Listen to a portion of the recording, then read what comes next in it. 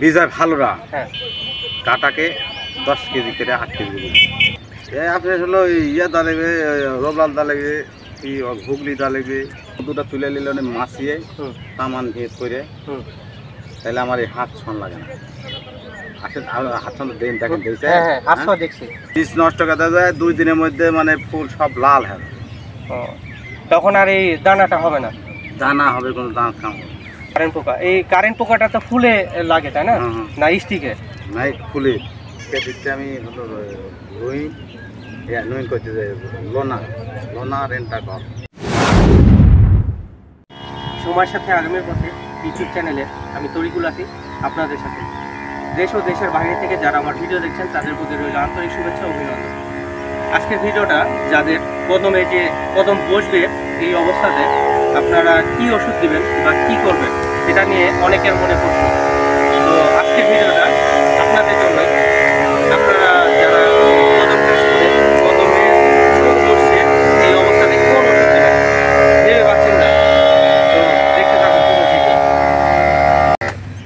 আসসালামু আলাইকুম। ওয়ালাইকুম আসসালাম। ভালো আছেন? ইনশাআল্লাহ। এই জমিটা আপনার? এখানে কতখানি জমি আছে? 5 কাঠা।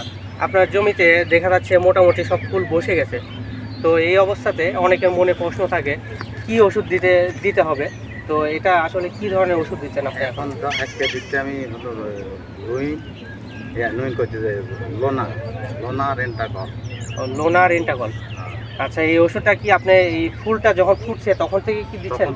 ও, আর এটা কতদিন পর্যন্ত চলবে এই ওষুধ এইভাবে? তাও মোটামুটি এখনো কাটা ধরো 3 দিন কি 2 দিন না পর্যন্ত চলবেই। যতক্ষণ না কাটে পারবো ততক্ষণ তার 2 দিন চলবে। ততক্ষণ পর্যন্ত এই একটা ওষুধই চলবে? একটা না, সব বিভিন্ন রকম। আর এখানে সেচ ব্যবস্থা কতদিন আগে দিচ্ছেন? আজ 3 দিন হচ্ছে। আর এখানে আপনার জমিতে যখন যে স্টিকটা অনেক সময় দেখা যায় যে শুকিয়ে যাচ্ছে, তো এটার জন্য আপনি কি ওষুধ দেন? আপনি হলো ইয়ে দা লাগবে, রবলাল দা লাগবে, কি ঘুগলি দা লাগবে, কি আপনার হলো ওই নারিকো দা লাগবে। তারপর আপনার ওই নুইন গ্রুপের দা লাগবে। তারপর আপনার হলো রেড গোল কেউ দেয়, কেউ আবার ধরেন 72 দেয়। এটা কি পর্যায়ক্রমে দিতে হয় নাকি সব একসাথে মিক্স করে দিতে হয়? আজকে দিচ্ছি ধরেন এই 2টে, কালকে দিচ্ছি ধরেন সব পাউডার। তারপর আপনি দিচ্ছি কারেন্ট পোকা বীজ দিচ্ছি। কারেন্ট পোকা, এই কারেন্ট পোকাটা তো ফুলে লাগে তাই না, না স্টিকে? নাই, ফুলে 2 দিনে, মানে 1 দিন 2 দিনের মধ্যেই ফুল শেষ হয়ে যায়।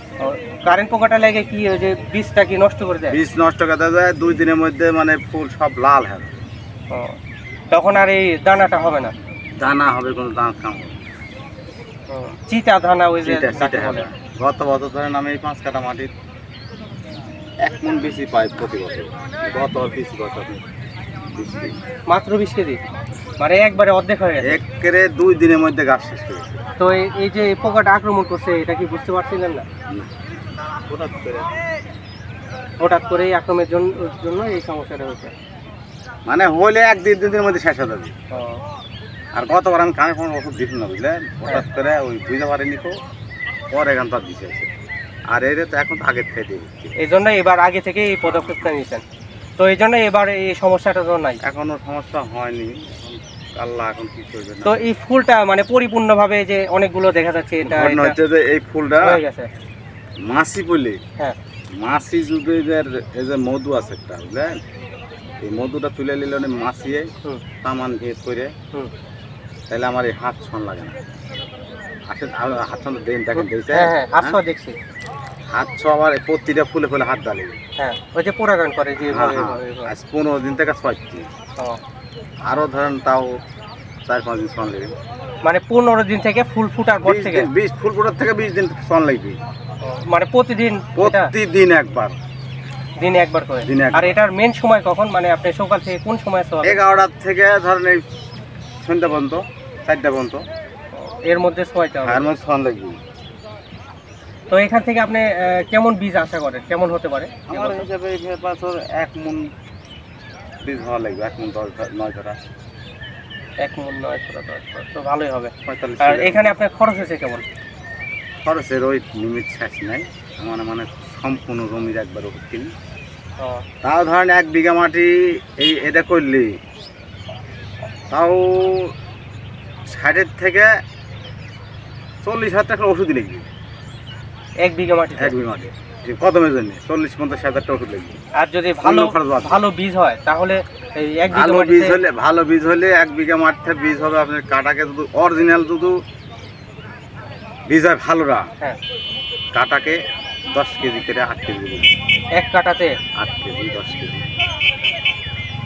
আর এটা আপনার কি কি জাতের পেঁয়াজ? এটা আপনি দেশি। দেশি, ওই যে তাহেরপুরি বলে ওটা। হ্যাঁ, তো আচ্ছা ঠিক আছে। আচ্ছা।